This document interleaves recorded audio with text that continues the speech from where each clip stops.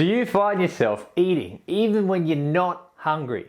And sometimes even doing it while you're telling yourself not to? Feeling out of control with your eating and racked with guilt about it afterwards? Well, this video is going to teach you one of the most foundational aspects of weight loss: how to manage your eating. Each part builds on the next, and the most important part that brings it all together is at the end. So be sure to watch all the way to get the full picture. Let's get into it. Hi there, my name is Jeff Lawrence, and 20 years ago I found myself 30 kilos overweight, insecure, unhappy, and generally just frustrated with life. But then I made a decision and I took action, and I decided to lose the weight and change my life forever. Over the next few years, even though I had lost the weight, I seemed to slowly be finding it again. And that is where I realized the real journey began. Keeping it off, maintaining the change. After some ups and downs, lefts and rights, I find myself now feeling fit and lean and generally quite happy. Now, my passion is to help others achieve those body transformations for themselves. I've become a trainer, a coach, and a hypnotherapist now to be the best as possible at doing that. If this message resonates and makes sense to you, then you might want to consider subscribing and hitting that notifications bell so that you never miss a future episode. Okay, let's get into it. If we only ever ate when we were actually physically hungry and only ate as much as was needed to be satisfied and not full, we would never gain weight or struggle to lose weight. If we can get in tune with our hunger and manage our eating behaviors, then we will have a powerful tool for great health and leaner bodies. Okay, let's do it. Okay, so what to do when you are not hungry but want to eat? Now, this is a really fundamental part of winning the weight loss game. Weight gain is plain and simply due to consumption of unnecessary calories. And by unnecessary, I mean beyond the energy needs of the day or the week. And the epitome of this would have to be eating when you're not even hungry, right? Merely for entertainment or emotional stimulation, the relief of boredom or distraction from the worries of the day, or simply giving into cravings that have been on your mind, or eating seconds just to feel that warm feeling of full. Habitually practicing these behavior patterns is a fast track to fat. Don't you? It's okay, it's all right. Now, here on this channel, we talk about the psychology of weight loss. And we could psychoanalyze the motivations of your eating personalities and try to identify the exact triggers involved and try to fit you neatly into a box like some other food psychology resources might do. But I honestly don't think knowing any of that really makes a difference in the moment or helps you curb your cravings when they hit. You know, it's fun to think about and more or less true, but I believe it's also way more complicated and nuanced than any model out there. So instead, here are 5 psychological principles that will actually make a difference in the midst of a craving that you know is unnecessary. One of my favorite tools that works for many who are trying to lose weight is that in the moment of deciding whether to eat or not, to connect into your reasons for wanting a leaner body. What do you want? It's not that simple. What do you want? The reality is that you both want and don't want to eat. A part of you wants to eat and a part of you doesn't. It's just that the part that is dominant at the time wins. And those parts will always be there. It's not about smothering them out or shutting them down. It's just about activating and calling upon that part that doesn't want to eat to come in and take the lead. What you're focusing on and giving your attention to is going to dominate your behavior. And without mental effort or focused attention, your in the moment desire typically wins. If the focus is all on how amazing the experience of that delicious taste sensation is going to be, then you're going to have that part of your psychological system overwhelming you. On the other hand, if when you look at or think about the food and the focus is on how horrible you're going to feel afterwards and how much better you'll feel about yourself for avoiding it and how your life is going to improve from getting to your goals, then the desire goes away. Because in that moment, you are totally connected to the pleasure you will get from choosing not to eat. And the consequences of doing it just doesn't really make sense. And, if that desire not to eat, it comes after the first bite, or even the second or third, there's no need to push that thought away and keep eating.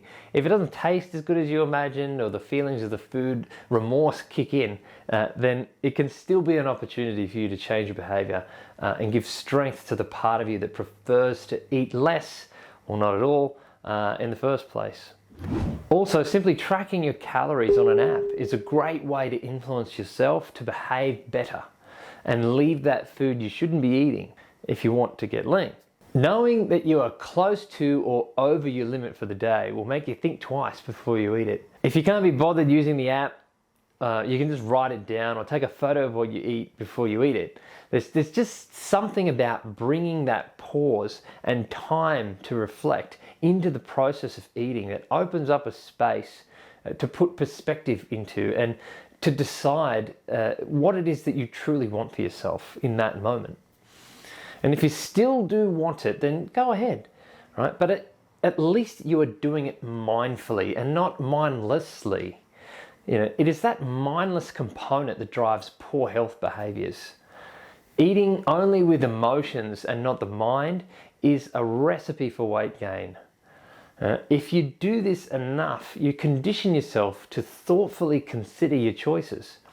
It's like a behavior muscle in your brain that will get stronger every time you do it and lead to better eating habits and weight loss outcomes. I'm often asked, how can I deal with stress eating?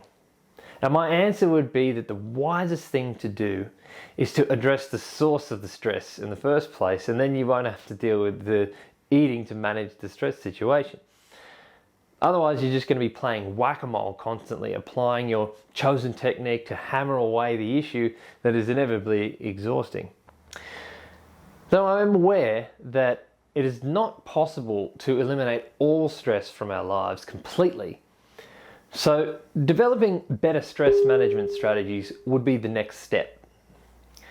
People use many different behaviours to manage their stress.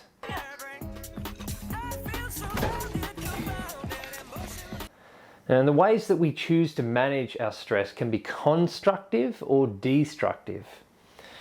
Exercising and spending time in nature, journaling, meditating, implementing regular self-care routines, or spending time talking about your challenges with someone in your life or a professional are the ones that are contributing to making your life better, and many others as well. But remember that even though as enjoyable as it might sound to eat your stress away, we must do our best to use a constructive mode of emotional management.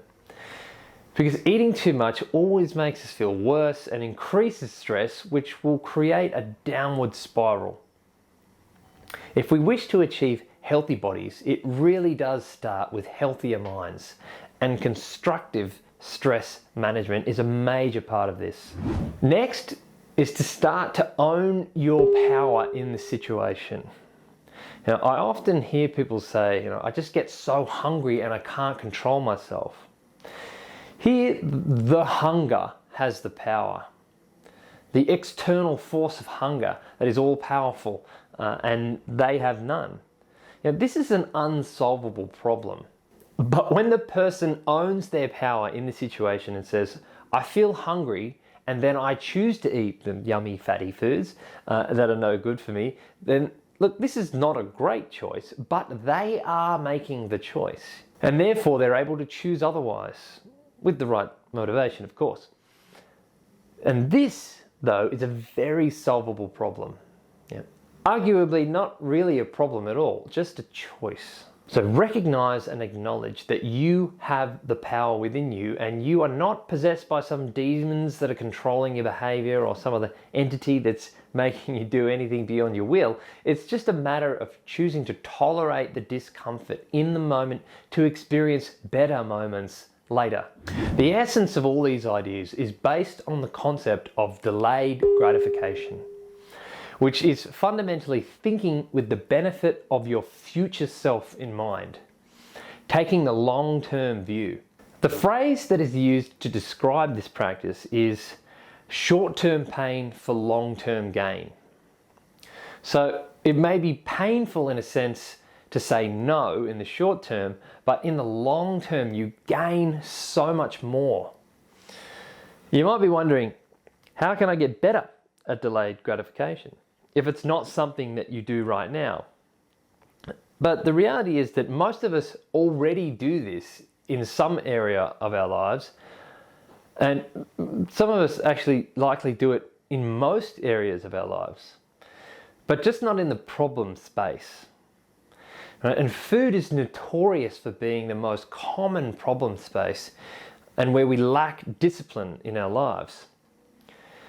Everything in someone's life can be working really well except for their health behaviors.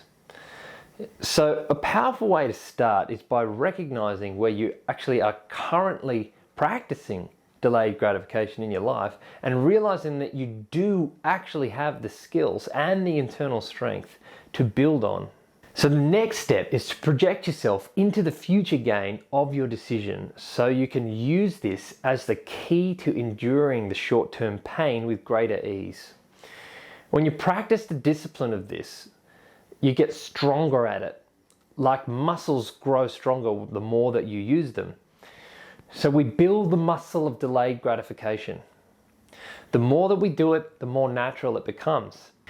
Certain situations are heavier and will require more delayed gratification strength than others, like being out to dinner with friends or at a special event with set menus. If you're not feeling strong enough for those situations yet, it's best to practice on similar situations that are lighter, like being at home with the family for dessert, or resisting the urge to have seconds because you like the taste. Start small and build up your tolerance strength in heavier situations, and you will be amazed at how much you can handle.